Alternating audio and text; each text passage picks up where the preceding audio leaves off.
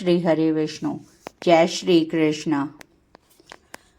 राज विद्या राजगुह योग नामक 9वें अध्याय का महात्म्य। महादेव कहते हैं, पार्वती, अब मैं आदर पूर्वक 9वें अध्याय के महात्म्य का वर्णन करूंगा। तुम स्थिर होकर सुनो। नर्मदा के तट पर महिष्मती नाम की एक नगरी है। वहां माधव नाम के एक ब्राह्मण रहते हैं जो वेदांगों के तत्वज्ञ और समय समय पर आने वाले अतिथियों के प्रेमी थे। उन्होंने विद्या के द्वारा बहुत धन कमाकर एक महान यज्ञ का अनुष्ठान आरंभ किया। उस यज्ञ में बलि देने के लिए एक बकरा मंगवाया गया। जब उसके शरीर की पूजा हो गई तब सबको आश्चर्य में डालते हुए उस बकरे ने हंसकर उच्च स्वर से कहा, ब्राह्मण, इन बहुत से यज्ञों द्वारा क्या लाभ है? इनका फल तो नष्ट हो जाने वाला है तथा ये जन्म, जरा और मृत्यु के भी कारण है। यह सब करने पर भी मेरी जो वर्तमान दशा है, इसे देख लो। बकरे के इस अत्यंत कौतूहलजनक वचन को सुनकर यज्ञ मंडप में रहने वाले सभी लोग बहुत ही विस्मित हुए। तब वे यजमान ब्राह्मण हाथ जोड़ अपलक नेत्रों से देखते हुए बकरे को प्रणाम करके श्रद्धा और आदर से पूछने लगे, आप किस जाति के थे? आपका स्वभाव और आचरण कैसा था तथा किस कर्म से आपको बकरे की योनि प्राप्त हुई? यह सब मुझे बतलाइए। ब्राह्मण, मैं पूर्व जन्म में ब्राह्मणों के अत्यंत निर्मल कुल में उत्पन्न हुआ था। समस्त यज्ञों का अनुष्ठान करने वाला और वेद विद्या में प्रवीण था। एक दिन मेरी स्त्री ने भगवती दुर्गा की भक्ति से विनम्र होकर अपने बालक के रोग की शांति के लिए बलि देने के निमित्त मुझसे एक बकरा मांगा। तत्पश्चात जब चंडिका के मंदिर में वह बकरा मारा जाने लगा, उस समय उसकी माता ने मुझे शाप दिया, ओ ब्राह्मणों में नीच पापी, तू मेरे बच्चे का वध करना चाहता है, इसलिए तू भी बकरे की योनि में जन्म लेगा। द्विज श्रेष्ठ, तब कालवश मृत्यु को प्राप्त होकर मैं बकरा हुआ। यद्यपि मैं पशु योनि में पड़ा हुआ हूँ, तो भी मुझे अपने पूर्व जन्मों का स्मरण बना हुआ है। ब्राह्मण, यदि आपको सुनने की उत्कंठा हो तो मैं एक और भी आश्चर्य की बात बताता हूँ। कुरुक्षेत्र नाम का एक नगर है जो मोक्ष प्रदान करने वाला है। वहाँ चंद्र शर्मा नामक एक सूर्यवंशी राजा राज्य करते थे। एक समय जबकि सूर्य ग्रहण लगा था, राजा ने बड़ी श्रद्धा के साथ काल पुरुष का दान करने की तैयारी की। उन्होंने वेदांगों के पारगामी एक विद्वान ब्राह्मण को बुलवाया और पुरोहित के साथ वे तीर्थ के पावन जल से स्नान करने को चले। तीर्थ के पास पहुंचकर राजा ने स्नान किया और 2 वस्त्र धारण किए। फिर पवित्र एवं प्रसन्नचित होकर उन्होंने श्वेत चंदन लगाया और बगल में खड़े हुए पुरोहित का हाथ पकड़कर तत्काल उचित मनुष्यों से घिरे हुए अपने स्थान को लौट आए। आने पर राजा ने यथोचित विधि से भक्ति पूर्वक ब्राह्मण को काल पुरुष का दान दिया। तब काल पुरुष का हृदय चीरकर उसमें से एक पापात्मा चंडाल प्रकट हुआ। फिर थोड़ी देर के बाद निंदा भी चंडाली का रूप धारण करके काल पुरुष के शरीर से निकली और ब्राह्मण के पास आ गई। इस प्रकार चंडालों की वह जोड़ी आंखें लाल किए निकली और ब्राह्मण के शरीर में हठात प्रवेश करने लगी। ब्राह्मण मन ही मन गीता के 9वें अध्याय का जप करते थे और राजा चुपचाप वह सब कौतुक देखने लगे। ब्राह्मण के अंतःकरण में भगवान गोविंद शयन करते थे। वे उन्हीं का ध्यान करने लगे। ब्राह्मण ने जब गीता के 9वें अध्याय का जप करते हुए अपने आश्रयभूत भगवान का ध्यान किया, उस समय गीता के अक्षरों से प्रकट हुए विष्णु दूतों द्वारा पीड़ित होकर वे दोनों चांडाल भाग चले। उनका उद्योग निष्फल हो गया। इस प्रकार इस घटना को प्रत्यक्ष देखकर राजा के नेत्र आश्चर्य से चकित हो उठे। उन्होंने ब्राह्मण से पूछा, विप्रवर, इस महाभयंकर आपत्ति को आपने कैसे पार किया? आप किस मंत्र का जप और किस देवता का स्मरण कर रहे थे? वह पुरुष तथा स्त्री कौन थी? वे दोनों कैसे उपस्थित हुए? फिर वे शांत कैसे हो गए? यह सब मुझे बतलाइए। ब्राह्मण ने कहा, हे राजन, चांडाल का रूप धारण करके भयंकर पाप ही प्रकट हुआ था और तब वह स्त्री निंदा की साक्षात मूर्ति थी। मैं इन दोनों को ऐसा ही समझता हूँ। उस समय मैं गीता के 9वें अध्याय के मंत्रों के माला जपता था। उसी का महात्म्य है कि सारा संकट दूर हो गया। हे महीपते, मैं नित्य ही गीता के 9वें अध्याय का जप करता हूँ। उसी के प्रभाव से प्रतिग्रह जनित आपत्तियों के पार हो सका हूँ। यह सुनकर राजा ने उसी ब्राह्मण से गीता के 9वें अध्याय का अभ्यास किया।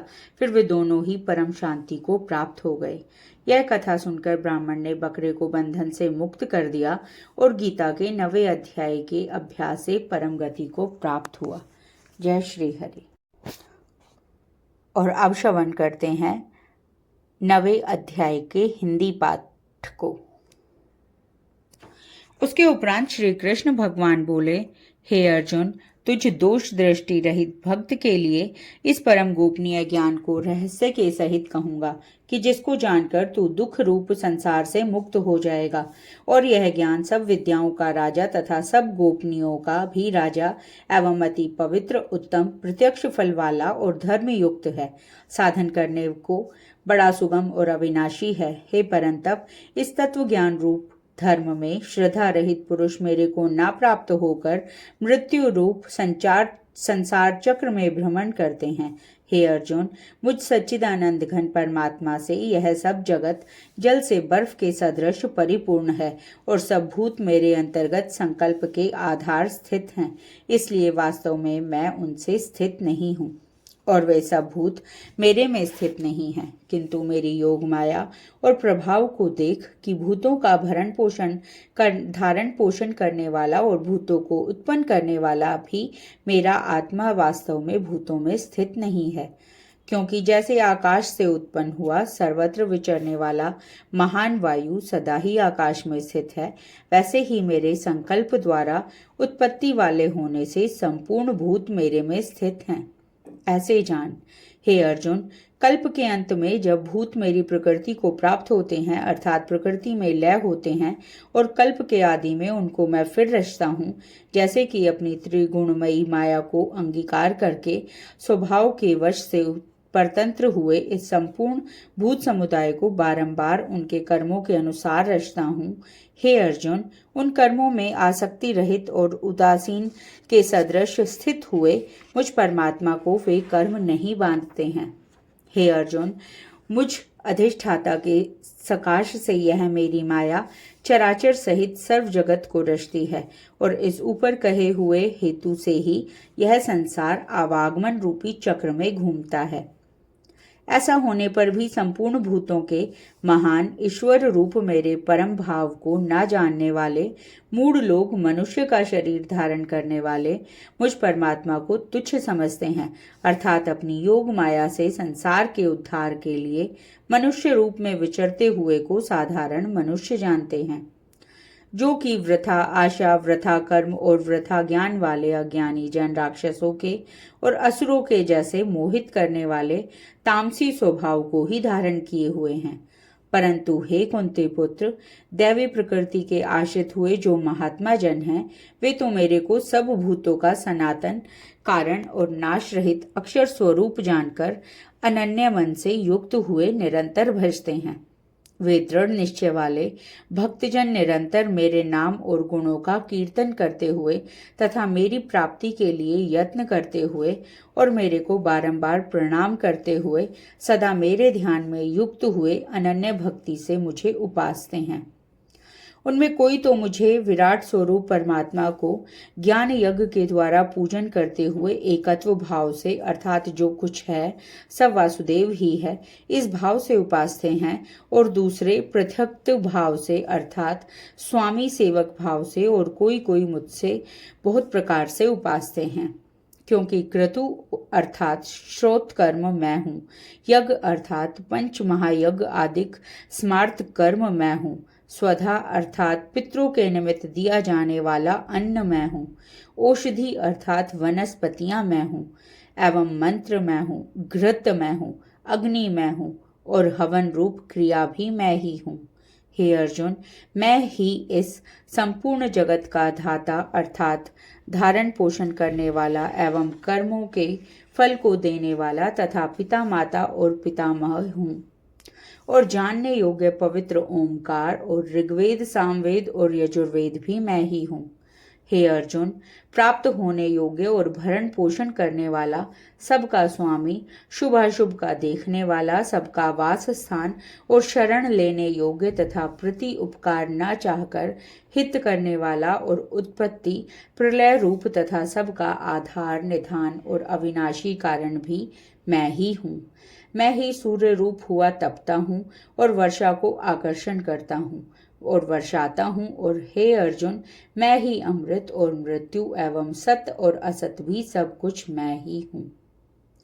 परंतु जो तीनों वेदों में विधान किए हुए सकाम कर्मों को करने वाले और सोम रस को पीने वाले एवं पापों से पवित्र हुए पुरुष मेरे को यज्ञों के द्वारा पूजकर स्वर्ग की प्राप्ति को चाहते हैं, वे पुरुष अपने पुण्यों के फल रूप इंद्र लोक को प्राप्त होकर स्वर्ग में दिव्य देवताओं के भोगों को भोगते हैं। वे उस विशाल स्वर्ग लोक को भोगकर पुनः क्षीण होने पर मृत्यु लोक को प्राप्त होते हैं। इस प्रकार स्वर्ग के साधन रूप तीनों वेदों में कहे हुए सकाम कर्म के शरण हुए और भोगों को कामना वाले पुरुष बारंबार जाने आने को प्राप्त होते हैं, अर्थात पुण्य के प्रभाव से स्वर्ग में जाते हैं और पुण्य क्षीण होने से मृत्यु लोक में आते हैं। जो अनन्य भाव से मेरे में स्थित हुए भक्तजन मुझ परमेश्वर को निरंतर चिंतन करते हुए निष्काम भाव से भजते हैं, उन नित्य एक ही भाव से मेरे में स्थिति वाले पुरुषों को योगक्षेम मैं स्वयं प्राप्त कर देता हूँ। हे अर्जुन, यद्यपि श्रद्धा से युक्त हुए जो सकामी भक्त दूसरे देवताओं को पूजते हैं, वे भी मेरे को ही पूजते हैं, किंतु उनका यह पूजना अवधि पूर्वक है, अर्थात अज्ञान पूर्वक है। क्योंकि संपूर्ण यज्ञों का भोक्ता और स्वामी भी मैं ही हूँ, परंतु वे मुझ अविधि यज्ञ स्वरूप परमेश्वर को तत्व से नहीं जानते हैं, इसी से गिरते हैं, अर्थात पुनर्जन्म को प्राप्त होते हैं। कारण यह नियम है कि देवताओं को पूजने वाले देवताओं को प्राप्त होते हैं, पितरों को पूजने वाले पितरों को प्राप्त होते हैं, भूतों को पूजने वाले भूतों को प्राप्त होते हैं और मेरे भक्त मेरे को ही प्राप्त होते हैं। इसलिए मेरे भक्तों का पुनर्जन्म नहीं होता। हे अर्जुन, मेरे पूजन में यह सुगमता भी है कि पत्र पुष्प फल जल इत्यादि जो कोई भक्त मेरे लिए प्रेम से अर्पण करता है, उस शुद्ध बुद्धि निष्काम प्रेमी भक्त का प्रेम पूर्वक अर्पण किया हुआ वह पत्र पुष्पादिक मैं सगुण रूप से प्रकट होकर प्रीति सहित खाता हूँ। इसलिए हे अर्जुन, तू जो कुछ कर्म करता है, जो कुछ खाता है, जो कुछ हवन करता है, जो कुछ दान करता है, जो कुछ स्वधर्माचरण रूप तप करता है, वह सब मेरे अर्पण करता चल। इस प्रकार कर्मों को मेरे अर्पण करने रूप संन्यास योग से युक्त हुए मन वाला तू शुभ अशुभ फल रूप कर्म बंधन से मुक्त हो जाएगा और उनसे मुक्त हुआ मेरे को प्राप्त होवेगा। यद्यपि मैं सब भूतों से समभाव से व्यापक हूँ, वह मेरा अप्रिय है, न कोई मेरा अप्रिय है न प्रिय है, परंतु जो भक्त मेरे को प्रेम से भजते हैं, मेरे में और मैं भी उनमें प्रत्यक्ष प्रकट हूँ। मेरी भक्ति का और भी प्रभाव सुन।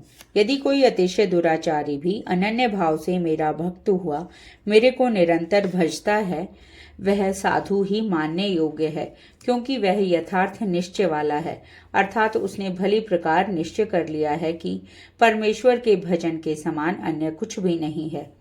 इसलिए वह शीघ्र ही धर्मात्मा हो जाता है और सदा रहने वाली परम शक्ति को प्राप्त होता है।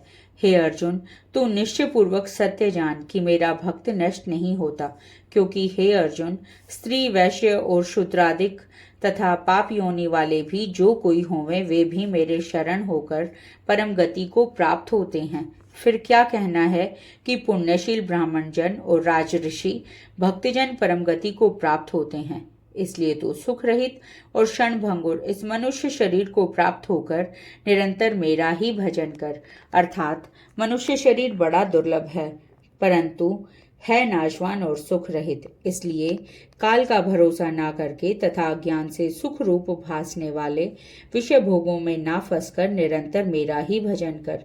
केवल मुझ सच्चिदानंद घन वासुदेव परमात्मा में ही अनन्य प्रेम से नित्य निरंतर अचल मन वाला हो और मुझ परमेश्वर को ही श्रद्धा प्रेम सहित निष्काम भाव से नाम गुण और प्रभाव के श्रवण कीर्तन मनन और पठन पाठन द्वारा निरंतर भजने वाला बन, तथा मुझ शंख चक्र गदा पदम किरीट कुंडल आदि भूषणों से युक्त पीताम्बर वनमाला और कौस्तुभ मणिधारी विष्णु का मन, वाणी और शरीर के द्वारा सर्वस्व अर्पण करके अतिशय श्रद्धा भक्ति और प्रेम से विह्वलता पूर्वक पूजन करने वाला हो और मुझ सर्वशक्तिमान विभूति बल ऐश्वर्य माधुर्य गंभीरता उदारता वात्सल्य और सुहृदयता आदि गुणों से संपन्न सबके आश्रय रूप वासुदेव को विनय भाव पूर्वक भक्ति सहित साष्टांग दंडवत प्रणाम कर। इस प्रकार मेरे शरण हुआ तू आत्मा को मेरे में एक ही भाव करके मेरे को ही प्राप्त होएगा। जय श्री कृष्ण। इति श्रीमद् भगवद गीता रूपी उपनिषद एवं ब्रह्म विद्या तथा योग शास्त्र विषयक श्री कृष्ण और अर्जुन के संवाद में राज विद्या राजगुह योग नामक 9वां अध्याय। जय श्री हरि।